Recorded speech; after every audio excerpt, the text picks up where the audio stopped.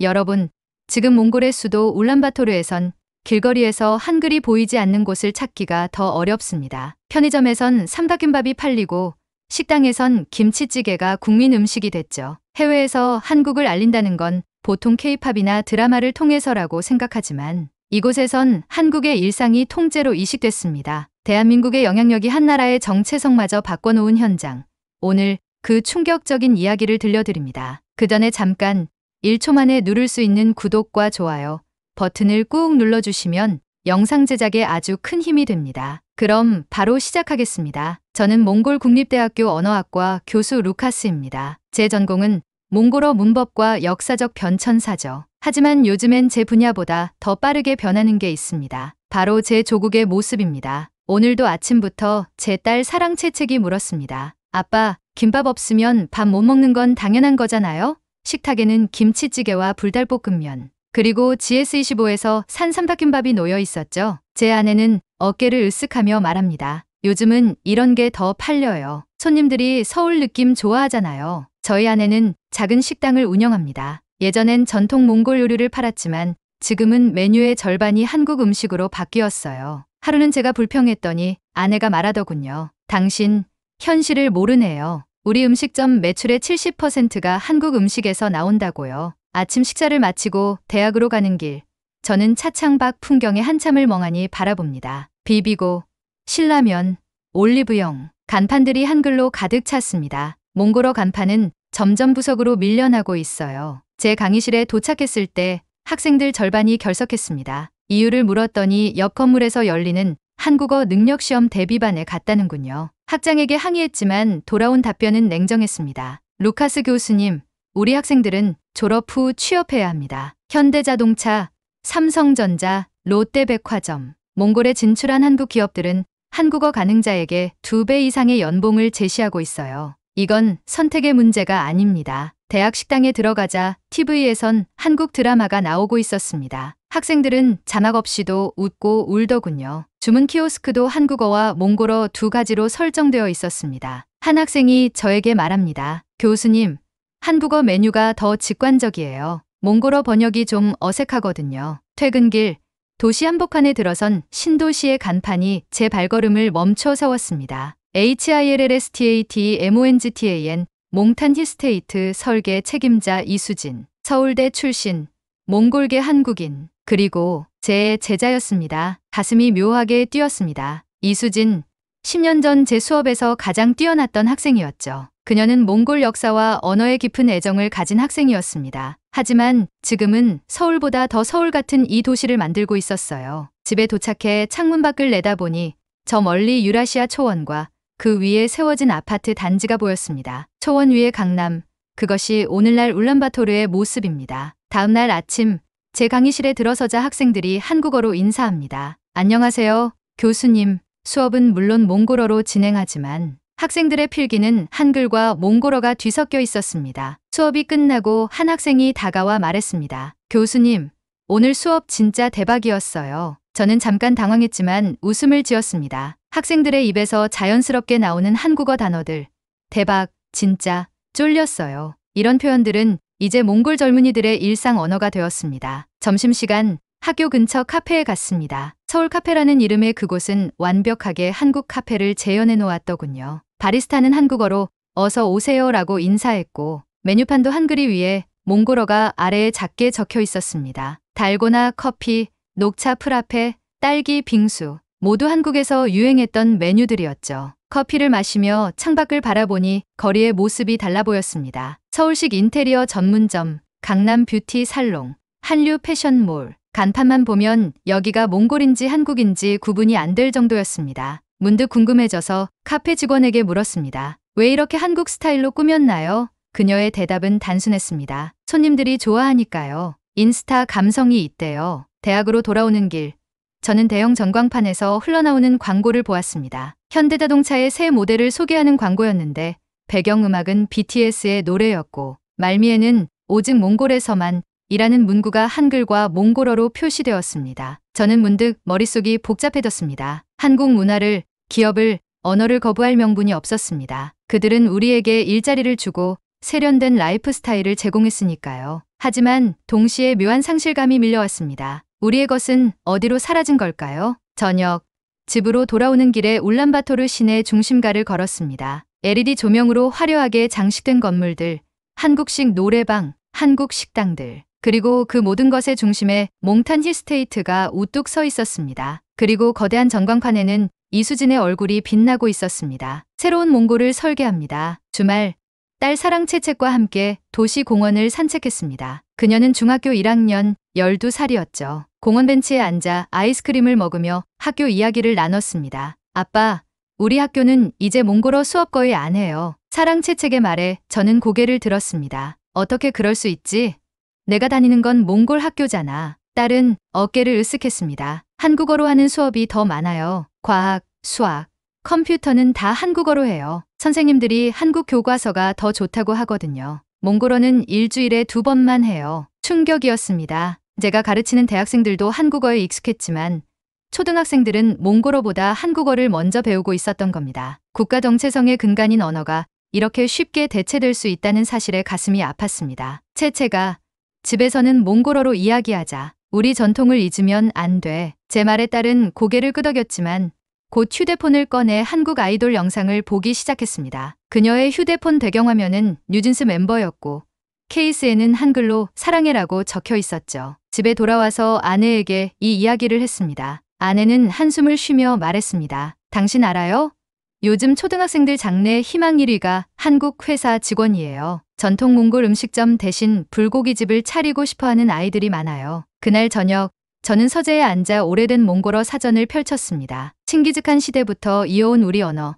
그 안에는 유목민의 지혜와 초원의 역사가 담겨 있었습니다. 이런 유산이 단지 트렌디하지 않다는 이유로 사라져가고 있다니. 다음 날 아파트 관리실에 갔습니다. 엘리베이터가 고장났다고 신고하려고요. 관리인은 한국어로 된 매뉴얼을 보며 설명했습니다. 제가 몽골어 매뉴얼을 요청하자 그는 잠시 당황하더니 말했습니다. 여기선 한국어 매뉴얼만 있으면 돼요. 몽골어는 요청하셔야 드려요. 저는 묘한 모욕감을 느꼈습니다. 우리나라에서 우리 언어가 옵션이 되어버린 현실에. 집으로 돌아오는 길, TV 방송국 앞을 지나다 한 포스터가 눈에 띄었습니다. 문화대 토론회 한류, 축복인가 저주인가, 그리고 토론자 명단에 이수진의 이름이 있었습니다. 갑자기 가슴이 뛰었습니다. 제 제자, 그리고 지금은 몽탄 힐스테이트의 설계자가 된 그녀를 다시 만날 수 있을까요? 방송국에 도착했을 때 저는 이미 초대 패널로 연락을 받은 상태였습니다. 몽골 언어학의 권위자로서 제 의견을 듣고 싶다는 취지였죠. 화장실에서 넥타이를 고쳐매며 거울을 바라봤습니다. 제 얼굴에는 긴장감이 역력했습니다. 스튜디오에 들어서자 이수진이 먼저 눈에 들어왔습니다. 10년이 지났지만 그녀의 총명한 눈빛은 여전했습니다. 서울대에서 건축과 도시계획을 공부하고 돌아온 그녀는 이제 몽골에서 가장 영향력 있는 개발자가 되어 있었습니다. 교수님,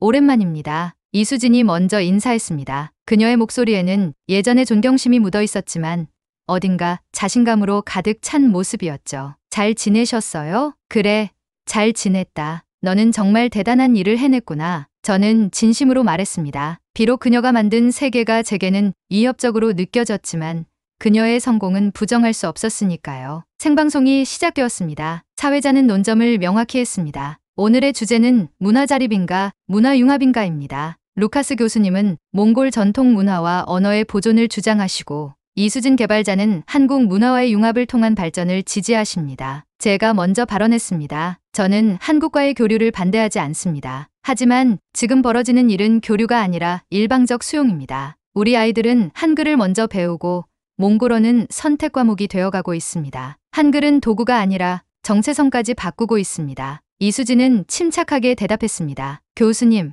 그게 왜 나쁘죠?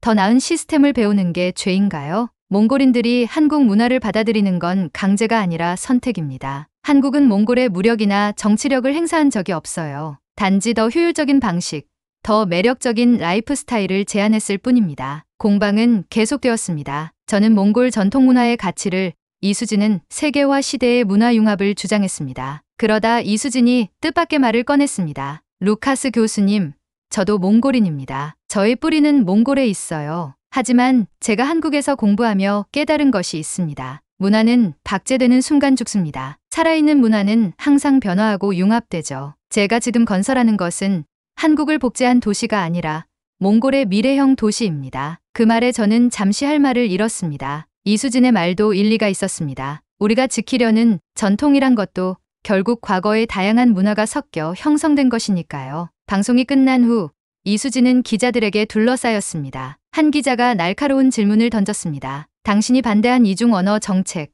정체성 배신 아닌가요? 이수진의 표정이 굳어지는 것을 보았습니다. 그녀 자신도 몽골계였으니까요. 저는 충동적으로 그녀 옆에 섰습니다. 이수진 씨는 배신자가 아닙니다. 그녀는 몽골의 미래를 위해 최선을 다하고 있어요. 다만 우리는 그 방향에 대해 의견이 다를 뿐입니다. 이수진은 감사의 눈빛을 보냈습니다. 방송국을 나오며 그녀가 말했습니다. 교수님, 저희 프로젝트 현장을 한번 방문해 보시겠어요? 제가 진짜 하고 싶은 일을 보여드리고 싶습니다. 다음 날 대학에 도착하자 충격적인 소식이 기다리고 있었습니다. 언어학과 강의실 4곳 중 2곳이 한국학연구소로 전환된다는 공고문이 붙어 있었죠. 학장실로 달려갔습니다. 이게 무슨 일입니까?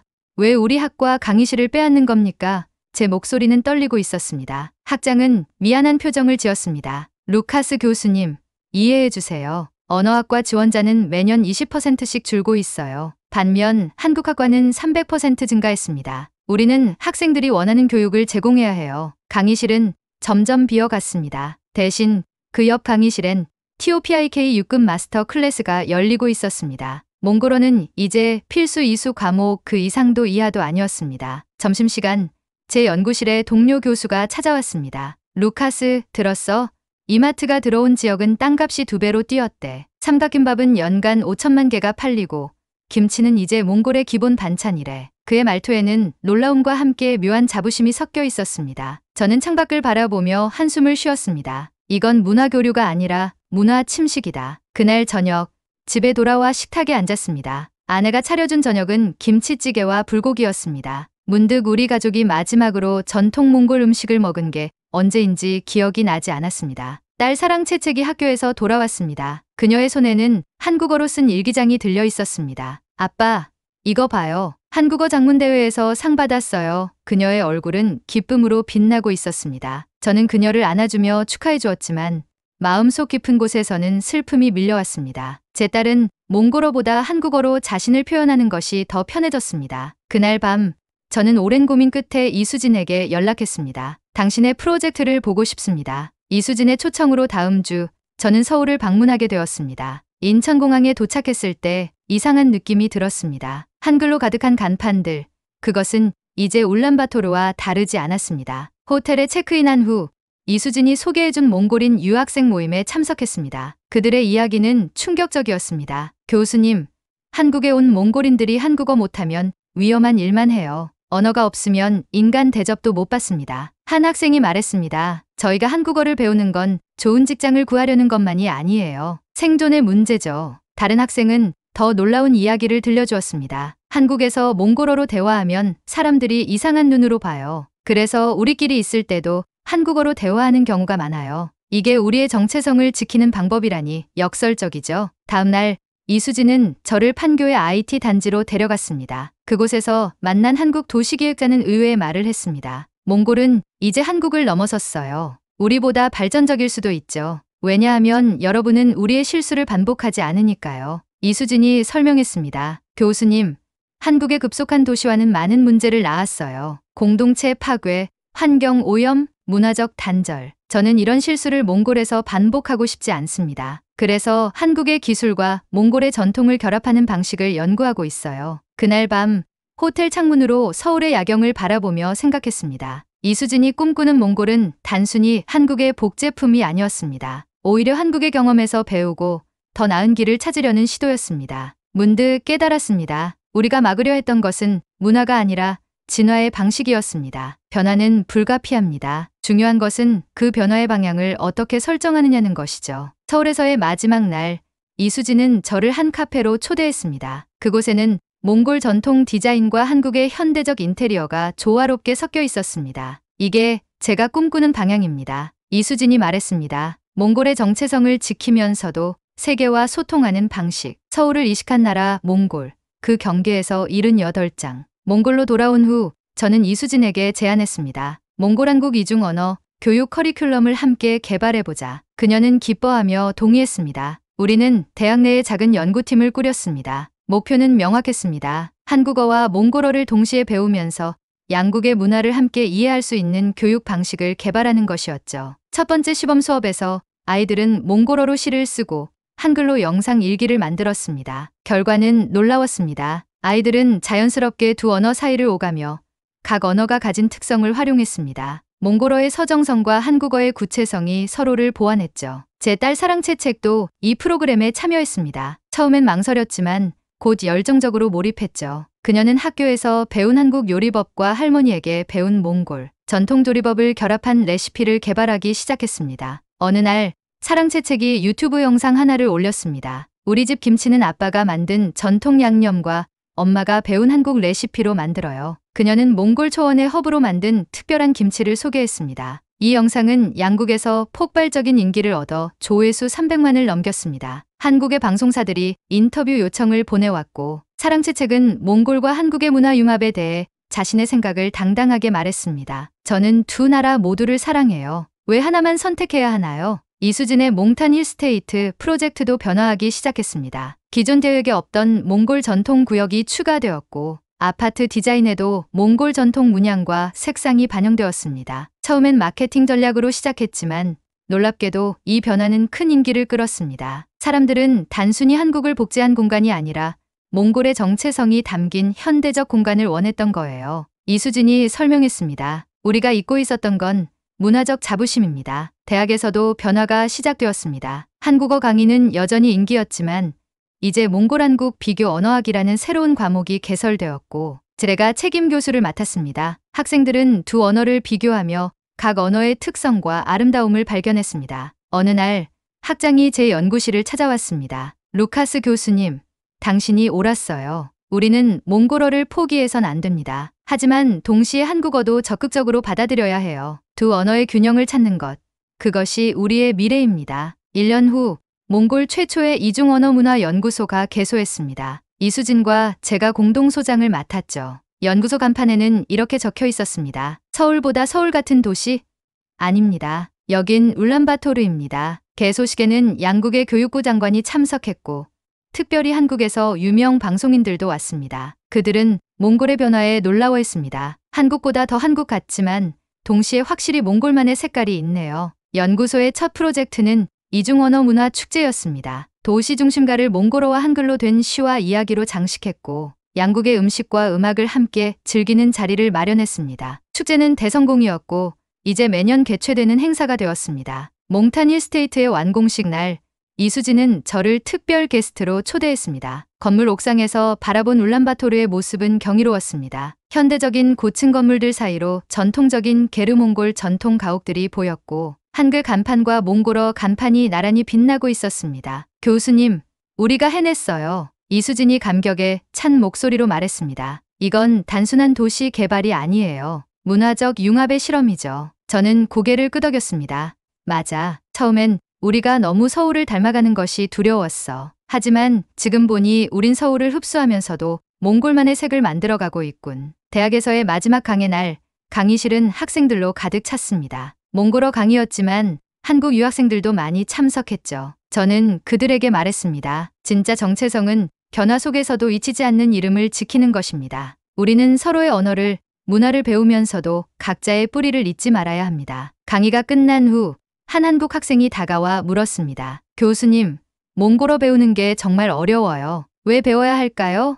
저는 미소 지으며 대답했습니다. 몽골에 살면서 몽골어를 모른다면 당신은 이 나라의 영혼을 절반밖에 이해하지 못할 거예요. 언어는 단순한 의사소통 도구가 아니라 세계를 바라보는 창문입니다. 그날 밤 집에서 가족 식사를 하며 딸 사랑채책이 자랑스럽게 말했습니다. 아빠, 나는 두 언어로 꿈을 꿔요. 그리고 두 문화가 다 좋아요. 저는 그녀의 머리를 쓰다듬었습니다. 그래, 그게 바로 우리가 원하는 미래란다. 창밖으로 보이는 울란바토르의 밤 풍경은 서울과 닮아 있었습니다. 하지만 똑같지는 않았죠. 한글만 있다고 그 도시가 서울은 아닙니다. 몽골은 한국을 닮아간 것이 아니라 한국을 품어 자신만의 길을 만든 것입니다. 그것이 바로 진짜 자부심입니다. 이제 울란바토르는 제2의 서울이 아니라 몽골의 울란바토르로 세계에 알려지고 있습니다. 한국인 관광객들은 이곳에 와서 서울 같다고 말하지만 곧 그 말을 취소합니다. 아니, 다르네요. 이건 몽골만의 색깔이 있어요. 제 연구실 창문 너머로 아이들이 놀이터에서 놀고 있습니다. 그들은 몽골어와 한국어를 번갈아가며 대화하고 있죠. 그들에게 두 언어는 대립하는 것이 아니라